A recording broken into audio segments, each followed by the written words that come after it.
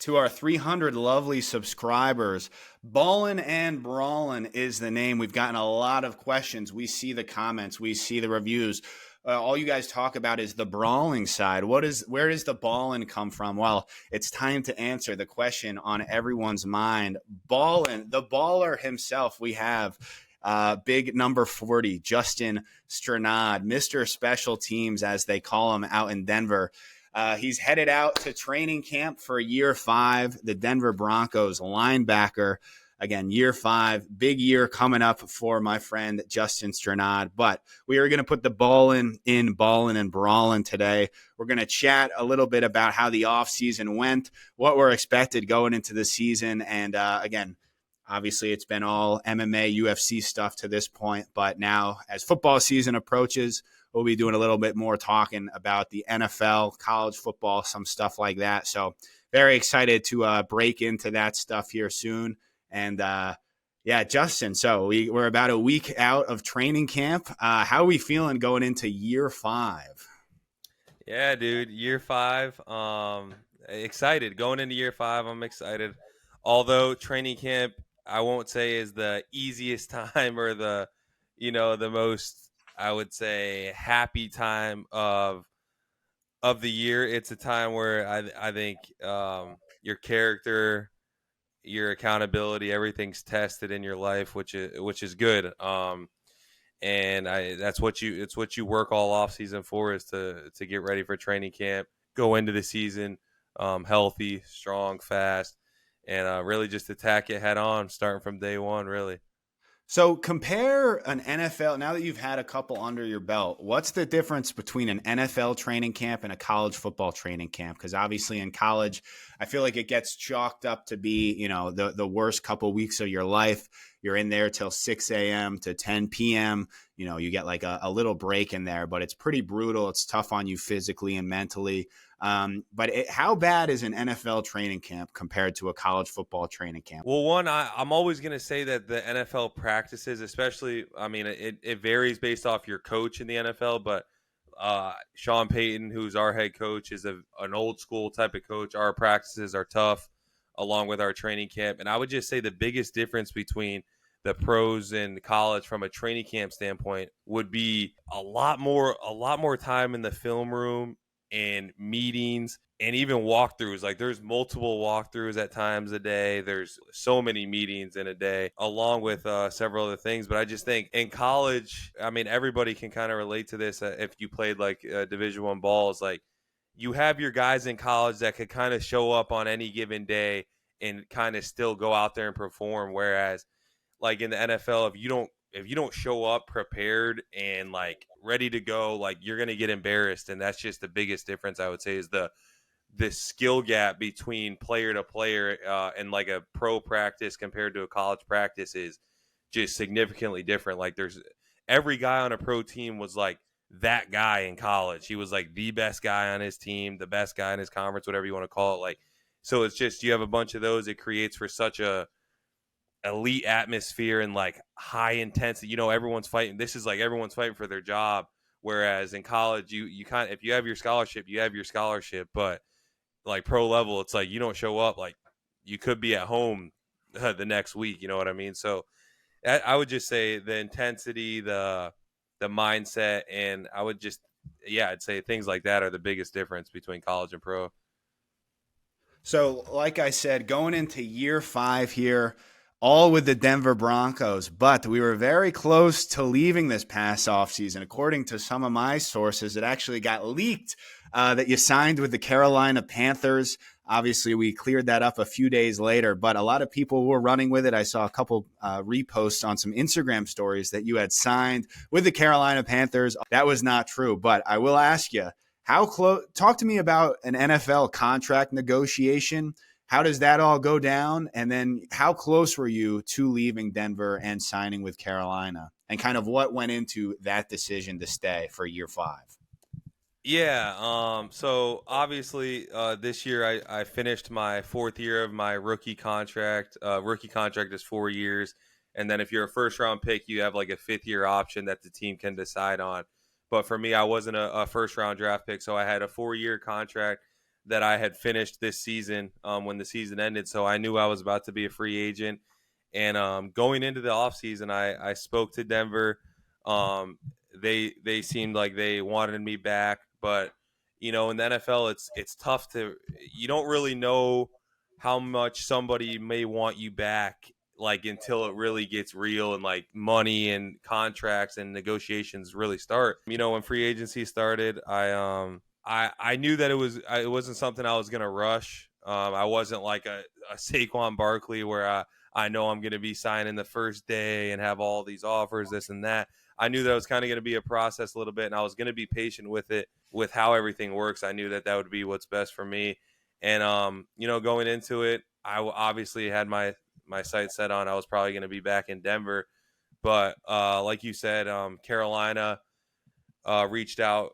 And I don't want to get like crazy into details or anything, but but they reached out and they made an offer. And at that time of free agency, I was definitely interested, but I was also still interested in going back to where I was for the last 4 years and different opportunities and things like that in each area. I really just looked at both opportunities, along with like my dad also was kind of helping me, just talking to me about each opportunity and situation and things like that. When Carolina had offered, it obviously got kind of out there. It got out there that I was going there so quickly before I ever truly committed to it. It kind of got out there and over the internet that I was going to be going to Carolina. And like you said, in that span of a few hours, I had over like 300 messages from people like congratulating me, and and I'm very thankful for all that. But I was like in the process of like going through those negotiations and things. I wasn't like answering people. I was waiting for things to play out, and it does kind of suck that it got leaked because it makes it look as if I did the Panthers wrong. But ultimately, I made what I thought was the best decision for myself and went back to Denver, which is an organization that's been good to me for 4 years. It's an organization that I started my career with, and hopefully I can continue to build on. And one thing for me is like everywhere in high school and up, I've been able to win. And I'm not talking myself, I'm talking the team has been able to win and like build something. And just being in Denver, we haven't made the playoffs since I've been there. We haven't and we have such a good fan base. It's just like, to me, I want nothing more than to bring to take this team back to the playoffs where they were, back when when I first got to Wake and they were playing the Panthers in the Super Bowl, that type of franchise. I'm hoping, and I know we can get to that level, and hopefully we can do that this year. You guys really turned it around in the middle of last season after 2022 obviously did not go so well. And then last year, we got off to a pretty rocky start to the season, but you guys caught fire in the middle of the year. You made a very late playoff push, and you won some very big games. You beat the Chiefs. Who else? You guys had another very Bills, big one. Monday night. Yeah, there we go. Yeah. That's what I'm thinking of. But so Packers. I guess kind of shout out Zach Tom. We handled them as well. Obviously that. But yeah, so kind of what changed in the middle of last year after having, a disappointing 2022, a very disappointing start to last year, a lot of, without going into too much detail, it looked like, it was going to be another version of that season, but you guys turned it around and made a late playoff push. So kind of what changed in the middle of last season, and where do you see that momentum going into this 2024 season?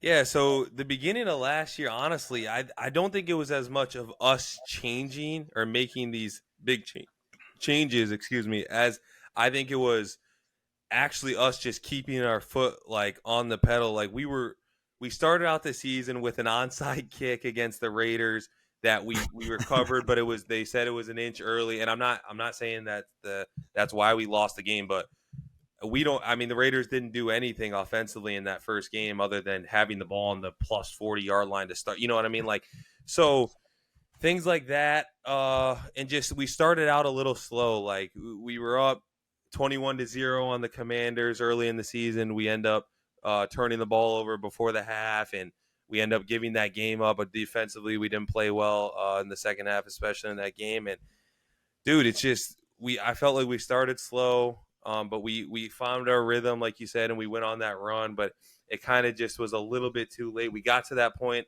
towards the end of the year where it was like win or go home against New England in a primetime game, and we weren't able to close the deal. We weren't able to get that one done. Like going into this year, I just think at least now last year we learned what it's like what it takes to win at this. That's Yeah. something that a lot of guys in the building haven't really like known or been accustomed to because we haven't had success the last couple of years. But I think last year we took a huge step forward in knowing what it takes to win, and it's not easy to win in the NFL, not easy at all.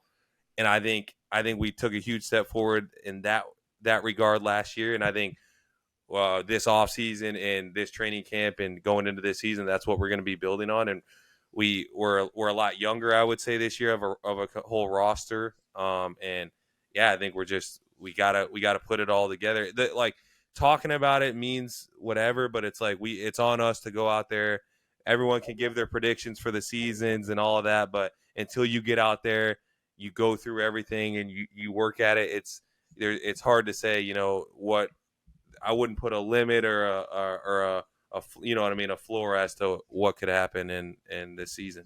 One thing that you referenced earlier, you talk about how every guy in the NFL was that guy in college. You were the best player on your team, best player in your conference, and that's really the only way to earn a roster spot in the NFL. How was that transition for you as someone, who was all everything in college, a multiple year starter, captain, every accolade you could probably have, and then going from that type of player to now when you enter an NFL locker room, you enter that linebacker room, every kid in there is kind of did the same thing as you in college, right? So what was that transition like of going from, in high school you were the man, in college you were the man, and now in the NFL, you're just another one of the guys. What was that transition for you like? Yeah, so for me personally, the transition was actually a bit strange because so I went my senior year at Wake, obviously with you and the guys. I got injured in the middle of the season, just when everything was going great, like you said, and then I had the bicep injury.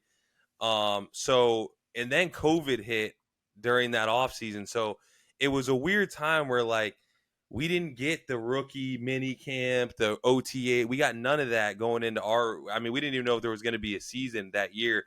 But then 2 weeks out or whatever, they're like, all right, we're doing this. Like, but we as rookies, we rolled right into training camp in the NFL, and that's like unheard. That's like never that's never been done before, really. So it was definitely very strange, and different on my side.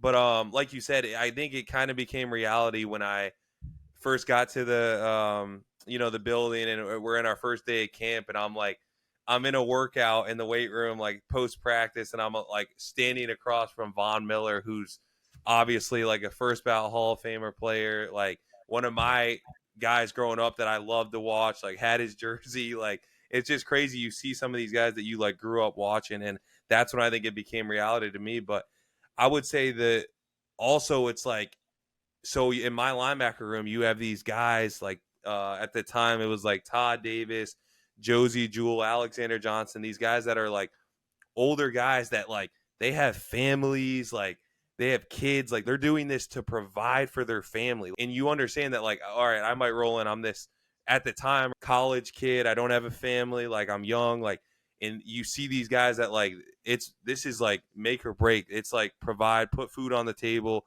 like a home, like everything, like, and it makes you realize like, all right, like if I'm gonna be successful or I'm gonna stick around this in any way, like I have to like give it like it's like you have to make sacrifices that some people don't really understand if you want to like stick around in at this level. And I just think learning from those guys at an early stage in my career was good. But I obviously unfortunately got injured like 2 weeks into training camp that year with another season-ending injury with my wrist, which was actually terrible.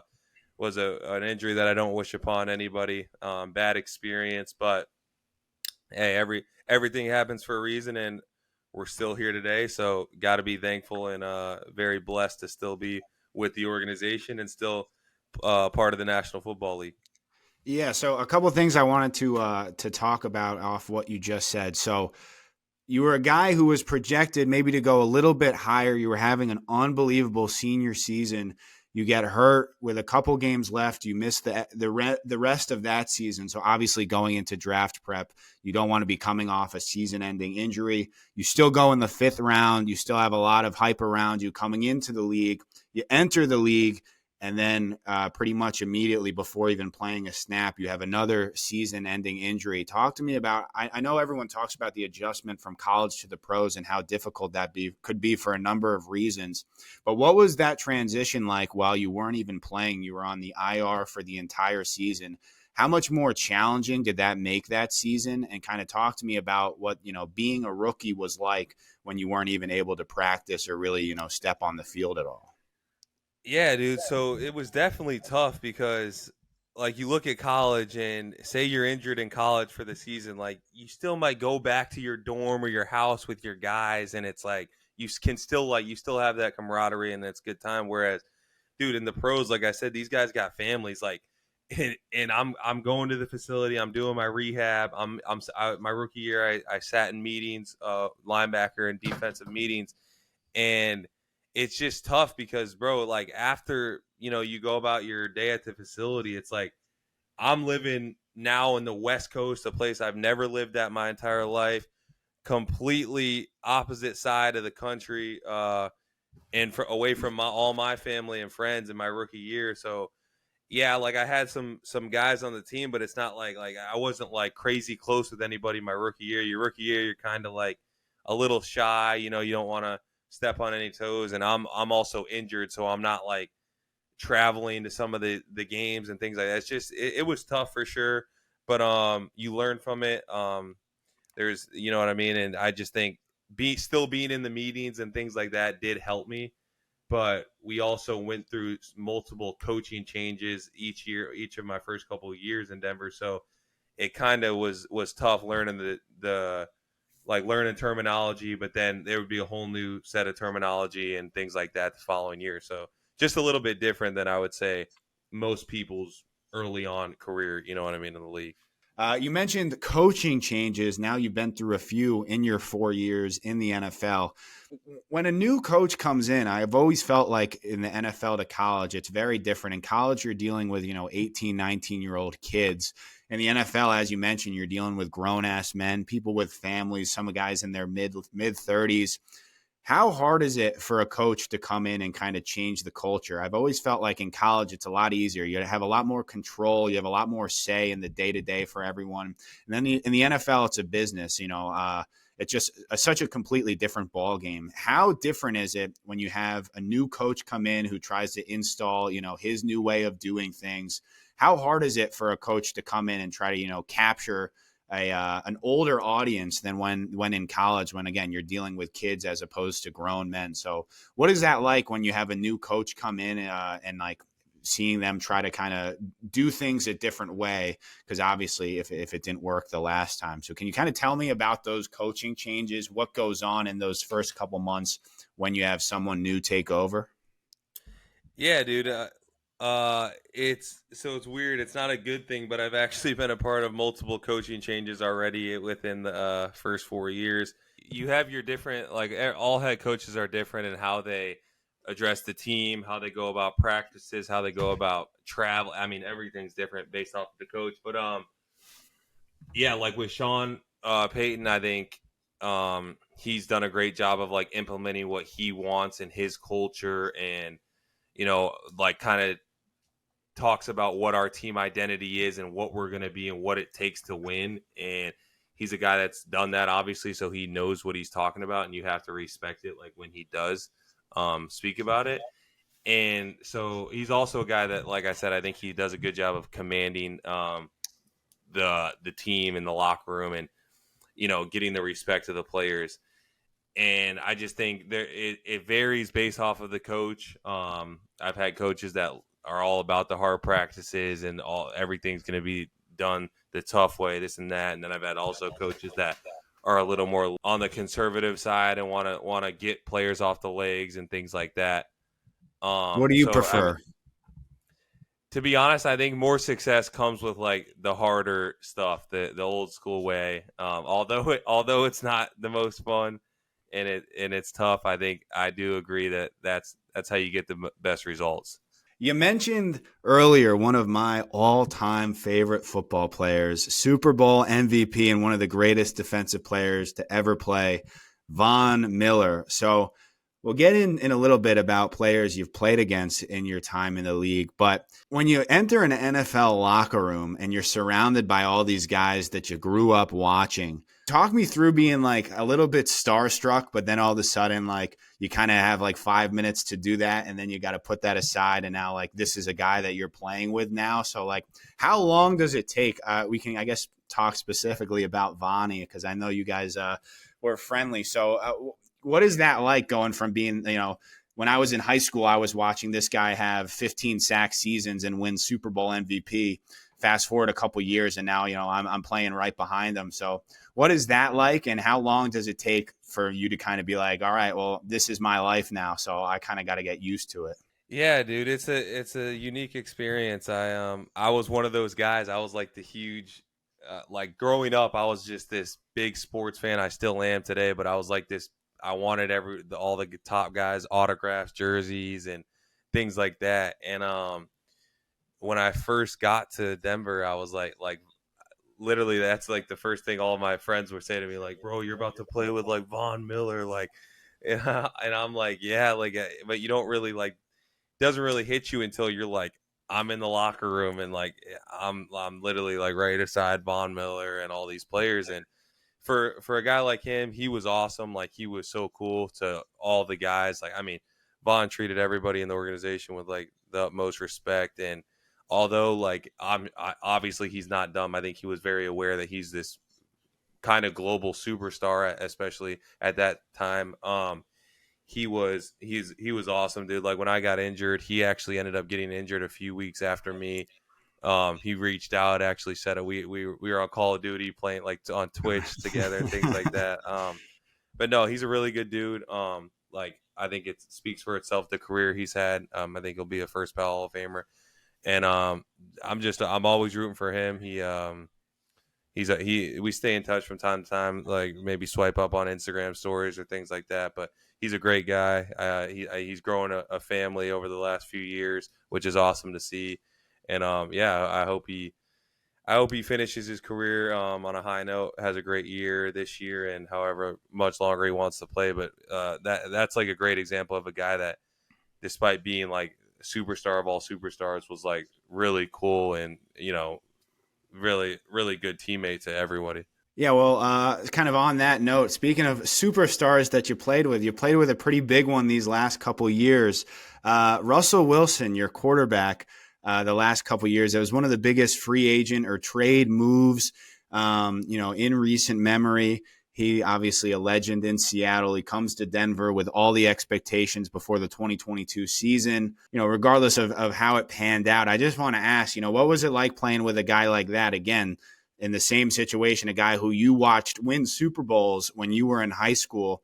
Now all of a sudden that's your quarterback. You're in the same building and locker room as them every day. Having Russ as a teammate was great. I know it's not like hidden of the fact that there's a lot of questions about Russell kind of in the media and the outside world because he's such a big name and what he's done in the sport. Again, another guy that's had a great career in the sport. For me personally, though, I think Russ was a good dude in the locker room and a good dude to learn from. He was all about whatever it took to win and like the preparation side and all. When you talk about like football, like there was no questioning like his work ethic and his determination to be like the best. He worked like he wanted to be and was trying to be the best quarterback in the National Football League. Obviously, things have changed this offseason, but people kind of talk about like, what's he like as a person, and what kind of character is he? He's a great teammate, great leader. Wish him nothing but the best in Pittsburgh, and yeah, looking forward to seeing what he does this year out in Pittsburgh. Well, I appreciate you answering that. You'll get a firsthand look at how he's doing pretty early on in the season. I believe the Pittsburgh Steelers, led by your former quarterback, come to Denver. Real quick, what do you expect that atmosphere to be like? Dude, well, in Denver, you got it. That's why I always tell you got to make it to a game this year, bro, because I mean, our fans are great. Like, and like I said, we haven't been to the playoffs since I've been there, or in the last, I want to say, like 6, 7 years or something like that. But it's like, bro, the fans show up and like are electric almost each and every week. You know what I mean? So I think when Russ comes back into town, it's going to be insanely electric. Obviously, going to be a highly anticipated match and a highly anticipated game, and really looking forward to it. Honestly, You obviously, you're like the ultimate coach on the field. I remember everyone's been saying that about you since you were in school. You're like the quarterback of the defense in terms of film study and, play recognition. You're a student of the game in every sense of the word. Also, there could potentially be a career for you once you're done playing in a front office type role. The linebacker position in football specifically has changed so much since you and I were growing up. We were used to these big, hunky, jacked up middle linebackers, a Ray Lewis, a Brian Urlacher. It seems every year they're getting smaller and smaller, more of like this hybrid safety position of these guys who might not be, that big and be able to fill the A gap quite as well, but more rangy, more able to cover, especially with the development and changing in the tight end position of these guys being just kind of big receivers. Now you can't really afford to run this 4-3 defense where you have all these big 250-pound middle linebackers in there.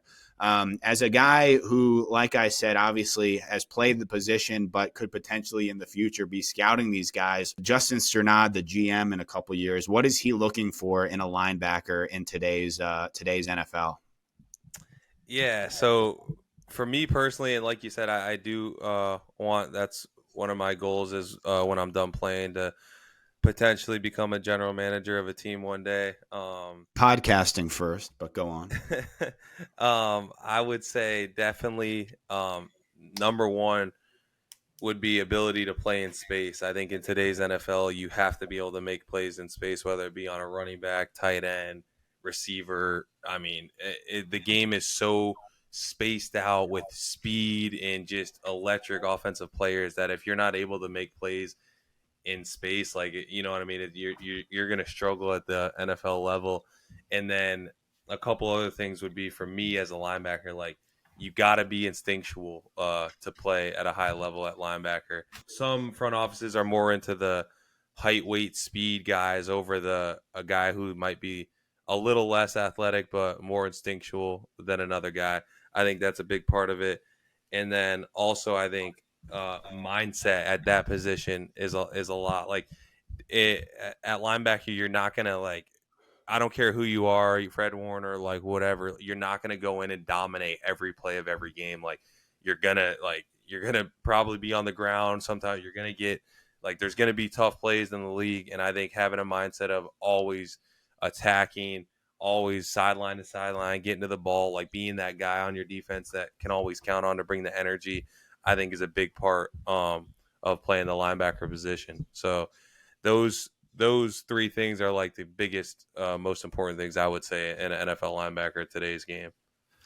And well, actually, one more. We spoke a lot about contract negotiations a while ago. I just wanted you to explain this because I've been so fascinated by this ever since you told me.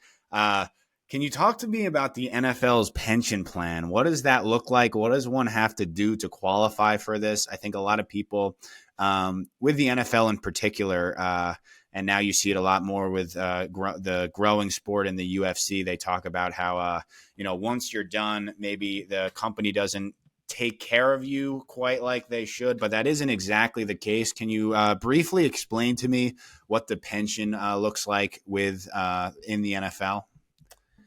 Yeah, so it's the NFL pension is like a big thing that a lot of guys are like working towards in their career. You know what I mean?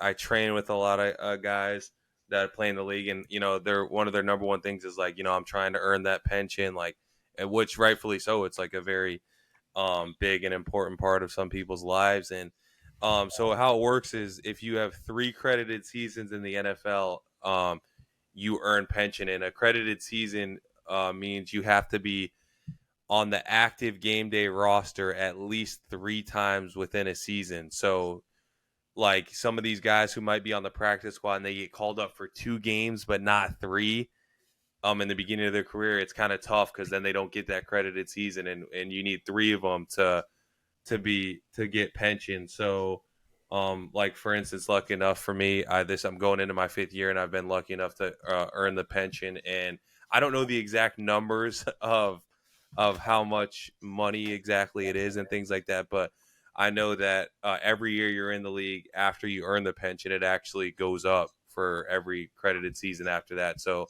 obviously, the longer career, the better when it comes to those type of things, the benefits and all that. But yeah, it's something that I hope every guy can earn, and it obviously can help you out later in life for sure. And I think every guy in the league works hard enough to be able to get it. I just hope those who deserve it obviously get it down the road. So always rooting for everybody to earn that pension. There we go. So my last question, maybe the most basic question when speaking to an athlete. So I hate to ask it, but it's got to be done. Shout out to Paul George, Podcasting P. This seems to be the only thing I see clips of him talking about, but I hate to just call it my welcome to the NFL moment. We already spoke about walking in the locker room, seeing some of the greatest players to ever play our sport. But in your redshirt rookie season, you played a ton of football.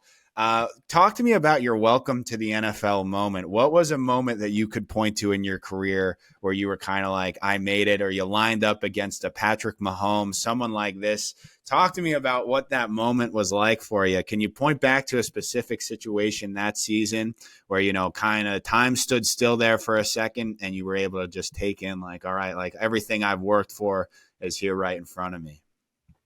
Yeah, so for me, I definitely had a couple of those moments my redshirt rookie season when I was playing. But for me, one that sticks out is like uh, I'm starting and we're on the road in Pittsburgh playing against Ben Roethlisberger, and the Steelers, and I just remember taking the field, and I there was a play in the game.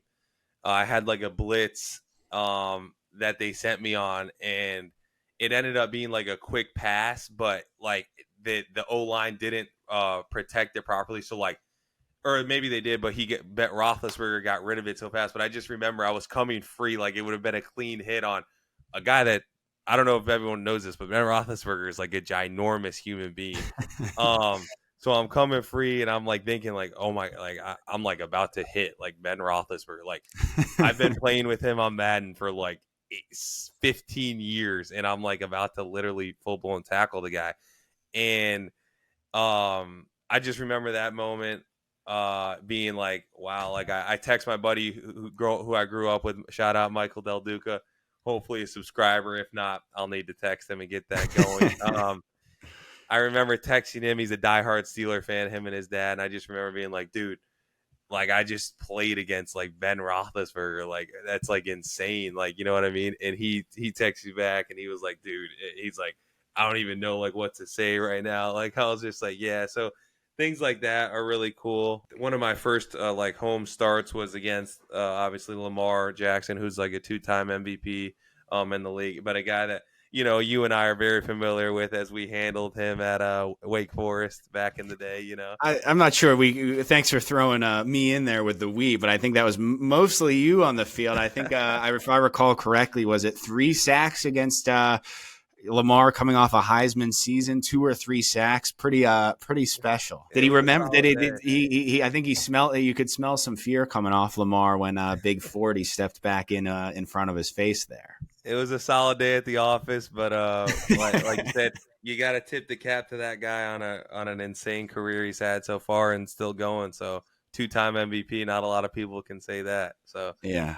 Yeah. Well, actually, speaking of that game, I mean, again, I had the best seat in the house, right on the sideline. But I will never forget that run Lamar had at the end of the game. We were up pretty comfortably, up by probably three scores. Beat a pretty good Louisville team the year after he won the Heisman. Do you remember that 70-yard touchdown run he had with about a minute left? I will never forget that, dude. That was my welcome to the sideline moment when he, again, kind of in garbage time. I think we were dropping 8. He was sitting back, And holy smokes, dude, he just ran past the entire team. It was like nothing I had ever seen.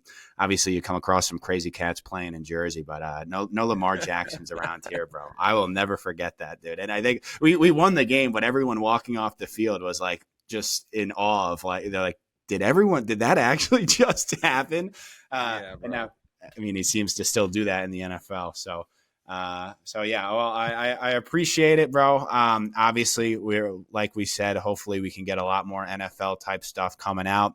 Maybe get some special guests along the way. But I appreciate you being very open with our 300 very lucky subscribers. Let's give a round of applause to the 300. There we go, Mr. 300. There we go.